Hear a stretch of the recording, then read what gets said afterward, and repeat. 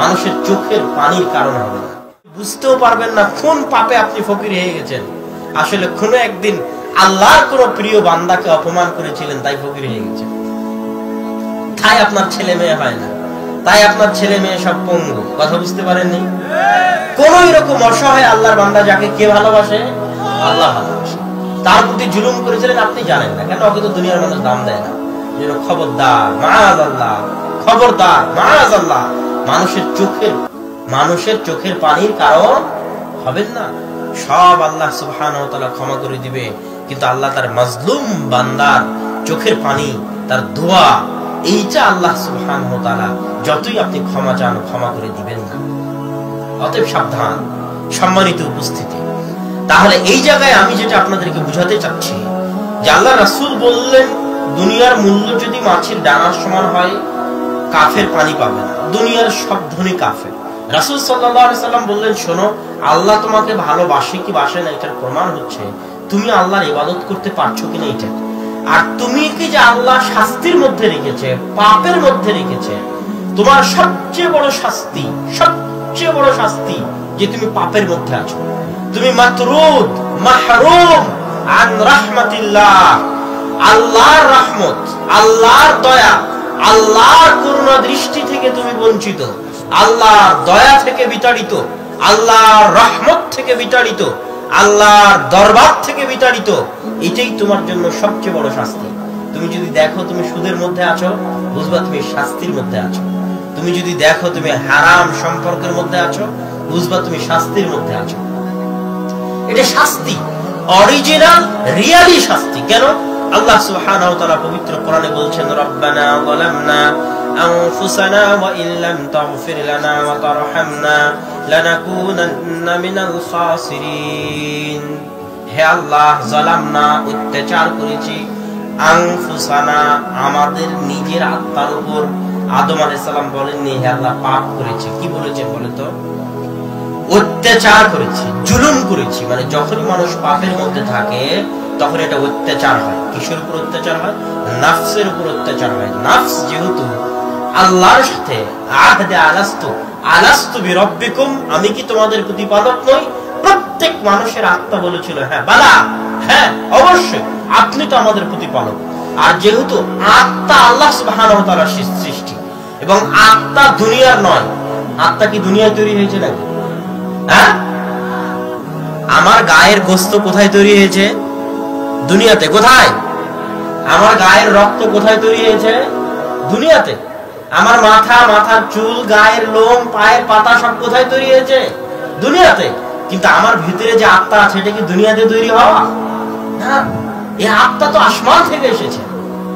কথা মনে বুঝাতে পারিনি আমি।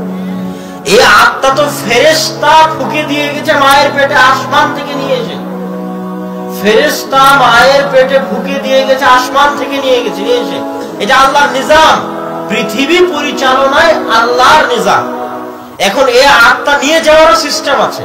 আপনি কি মনে করছেন পৃথিবী এমনি চলে? ইন্নাল মালাইকাতা জুনুদুল্লাহ, ফেরেশতা হচ্ছে আল্লাহর সেনাবাহিনী। পৃথিবী কিভাবে চালাতে হবে আল্লাহ ফেরেশতাদের মধ্যে দায়িত্ব বন্টন করে দিয়েছে। হাজারো লাখো মায়ের পেটে ফেরেশতা আত্মা নিয়ে যেয়ে দিচ্ছে, ওটার দায়িত্ব। আর হাজারো মানুষের অন্তর থেকে আরেক ফেরেশতা জান বের করে নিয়ে যাচ্ছে, তার সিস্টেম আছে। ফেরেশতা আসবে, মায়ের মাথার পায়ের কাছে বসবে, তাকে বলবে তার আত্মা পাপী হলে কিভাবে বের করবে, নেককার হলে কিভাবে বের করবে, কার মধ্যে নিবে, কিভাবে আসমান নিয়ে যাবে। এগুলো একটাও কাল্পনিক নয়। কি জন্য কাল্পনিক নয় বলেন তো? এই আত্মা সত্যই জন্য কাল্পনিক নয়। আত্মা যেহেতু বাস্তব। আমি মারা গেলাম, মানুষ বলছে আব্দুল্লাহ বিন আব্দুর রাজ্জাক মারা গেছে। নাই, আরে আমার চোখ আছে, কান আছে, মুখ আছে, হাত পা সব এখনো ঠিক, এখনো পচা শুরু হয়নি। মারা গেলাম কিভাবে? মারা গেলাম মানে দুনিয়া থেকে নাই, মানে চলে গেছি, মানে আমার পুরো বডি তো আছে। কি চলে গেছে বলেন তো? আত্মা চলে গেছে। এটা বাস্তব, রিয়াল। তাহলে এই আত্মা কোথাও না কোথাও গেছে। এই আত্মা যেখানে গেছে ওখানে বিচার হবে। কথা বুঝতে পারছেন আমার? এই আত্মা কোথাও না কোথাও থেকে এসেছে, কোথাও না কোথাও গেছে। যেখানে গেছে ওখানে বিচার হবে। তাহলে আমি আপনাদেরকে যেটা বুঝাতে চাচ্ছিলাম সেটা হচ্ছে যে আল্লাহ সুবহানাহু ওয়া তাআলা এই দুনিয়াতে মানুষের আত্মাকে দুনিয়াতে সৃষ্টি করেননি, আসমান থেকে পাঠিয়েছে। এখন মানুষ যখন শয়তানের প্ররোচনায় করে পাপ করে তখন কার উপর অত্যাচার হয়? আত্মার উপর। কেন? আত্মা কোথায় থেকে এসেছে? আসমান থেকে এসেছে। আত্মা তো ভালো, ওর উপর অত্যাচার হয় এবং এক একটা পাপ সমান এক একটা কালো দাগ পড়ে। এই অত্যাচারটা আপনি বুঝতে পারেন না। কি জন্য?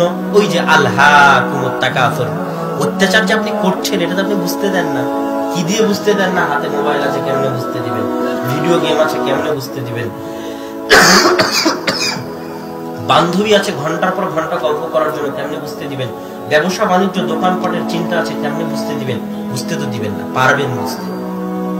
যখন দেখবেন কিছুই নাই, সব শেষ হয়ে গেছে, তখন দেখবেন কারোর সাথে গল্প করার জন্য কেউ সময় দিচ্ছে না, কারোর সাথে কথা বলার জন্য কেউ সময় দিচ্ছে না। অচল মেডিকেলের বেডে পড়ে আছেন।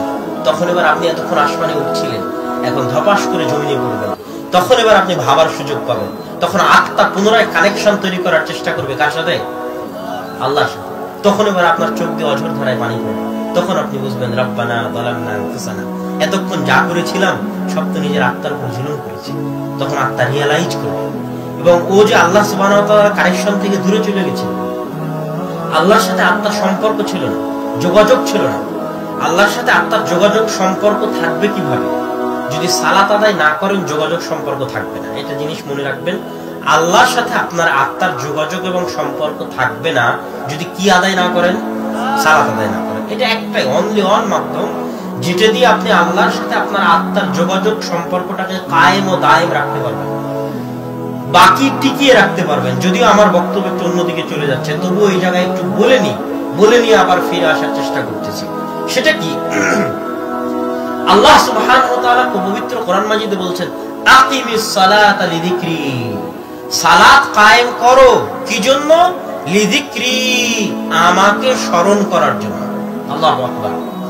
সালাত কায়েম করো কি জন্য? লিযিকরি, আমাকে স্মরণ করার জন্য।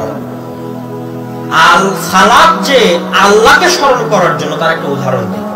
যখন আপনি অসুস্থ বিছানায়, রুকু করতে পারেন না, সিজদা করতে পারেন না, দাঁড়াতে পারেন না, মাথা নত করতে পারেন না, মাথা হিলাতে পারেন না, তখনও আপনাকে সালাত আদায় করতে হবে না? হবে না? হবে। তো সালাত মানে যদি রুকু হতো, সালাত মানে যদি সিজদা হতো, সালাত মানে যদি মাথা নত করা হতো, সালাত মানে যদি দাঁড়িয়ে থাকা হতো, সালাত মানে যদি বুকে হাত বাঁধা হতো, সালাত মানে যদি রুকু দেওয়া হতো, সিজদা দেওয়া হতো, তাহলে যে ব্যক্তি বিছানায় বেডে শুয়ে আছে, নড়তে পারে না, চড়তে পারে না, কিন্তু জ্ঞান ঠিক আছে, অর্থ তাহলে কোনো সালাতই থাকতো না। কথা মনে হয় বুঝাতে পারি না? আমি যদি বুঝাতে না পারি তাহলে আমি ব্যর্থ। সালাত মানে তো আসলে রুকু নয়, সালাত মানে তো আসলে সিজদা নয়, সালাত মানে তো আসলে দাঁড়িয়ে থাকা নয়, সালাত মানে তো আসলে বুকে হাত বাঁধা নয়, সালাত মানে তো আসলে আকিমিস সালাতা লিযিকরি, আল্লাহকে স্মরণ করতে হবে যেভাবে যে অবস্থায় থাকো না কেন। আব্দুর রাজ্জাক বিন ইউসুফের বক্তব্য শুনেছেন, কাপড় অপবিত্র কাপড়ে, কাপড়ই নাই উলঙ্গ অবস্থায়, পশ্চিম চিনা যায় না তো বিনা পশ্চিমে, মসজিদ নাই তো বিনা মসজিদে। কথা মনে হয় বুঝতে পারেন? হুঁশ আছে, জ্ঞান আছে, এরকম অবস্থায় সালাত ছাড়া যাবে না। কেন? সালাত তো আর রুকু সিজদার নাম নয়। সালাত মানে আল্লাহকে স্মরণ করা। উলঙ্গ অবস্থায় আল্লাহকে স্মরণ করলে সমস্যা আছে?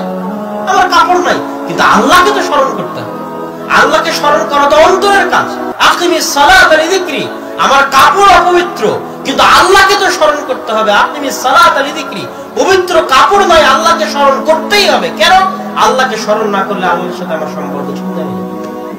ওই হাদিসের ব্যাখ্যা এটাই, যে হাদিসে রাসূল সাল্লাল্লাহু আলাইহি ওয়াসাল্লাম বলেছেন যে কি সালাত হচ্ছে কাফের মুমিন মুশরিক মুমিনের মধ্যে পার্থক্য সৃষ্টিকারী। কেন পার্থক্য সৃষ্টিকারী? আরো আপনাকে খুলে ব্যাখ্যা করে বুঝিয়ে দিই। আচ্ছা, একজন হিন্দুকে যদি আমি বলি, হিন্দু ভাই আপনাকে ইসলাম ধর্ম গ্রহণ করতে হবে, ও বললো ঠিক আছে ইসলাম ধর্ম গ্রহণ করলাম। এখানে আসলো আব্দুর রাজ্জাক বিন ইউসুফের হাতে ইসলাম ধর্ম গ্রহণ করবে, বললো আশহাদু আল্লা ইলাহা ইল্লাল্লাহ ওয়া আশহাদু আন্না মুহাম্মাদার রাসূলুল্লাহ, আমি সাক্ষ্য দিচ্ছি আল্লাহ ব্যতীত কোনো মাবুদ নেই, আমি সাক্ষ্য দিচ্ছি মুহাম্মদ আল্লাহর রাসূল সাল্লাল্লাহু আলাইহি ওয়াসাল্লাম। সেই কালেমা পড়ে মুসলমান হয়ে গেল।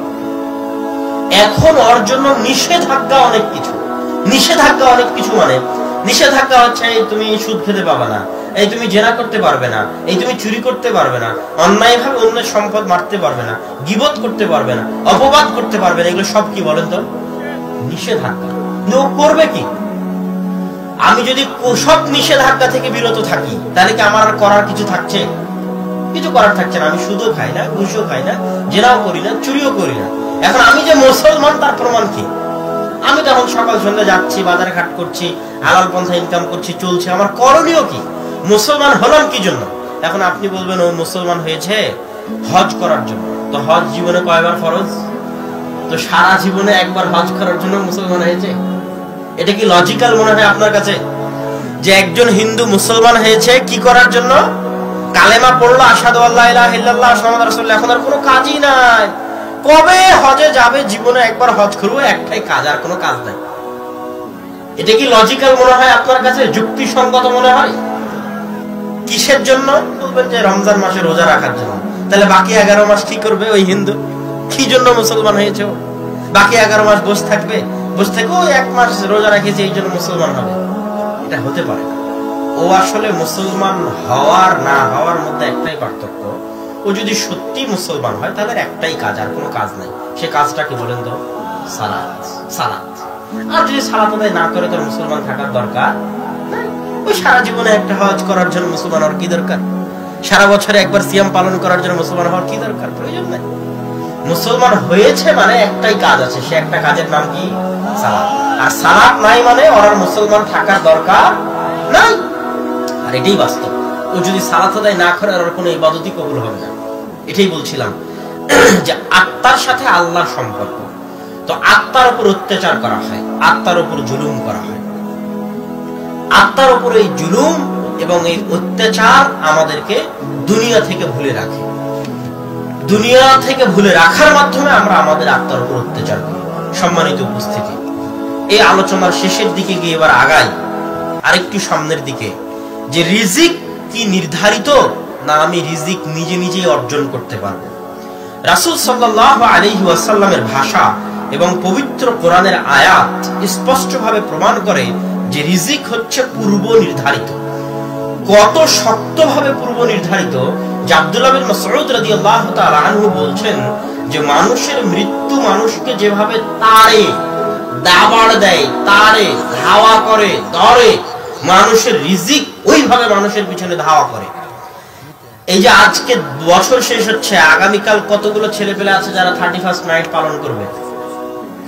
আমার ধারণা আছে এখানে কিছু ছেলে আছে অবশ্যই যারা আগামীকাল 31st নাইট পালন করবে। তাদের উদ্দেশ্যে এই কথাটুকু, সেটা হচ্ছে মৃত্যু মানুষকে ধাওয়া করে, মৃত্যু মানুষকে ধাওয়া করছে। মানে এই বছর চলে যাচ্ছে মানে আমি মৃত্যুর আরো কি নিকটে। বয়স আমরা যেভাবে বলি সেভাবে আসলে বয়স হয় না। আপনি আমাকে জিজ্ঞেস করলে বলছেন আপনার বয়স কত, আমি বলবো আমার বয়স 27 বছর, কিন্তু আসলে এটা আমার বয়স নয়। আমার বয়স যদি আল্লাহ 60 বছর লিখে রেখে থাকে, আর যদি আমি 27 বছর পার করে গিয়ে থাকি, তাহলে আমার আর বয়স আছে মাত্র 33 বছর। কত বছর? 33 বছর। তো সম্মানিত উপস্থিতি,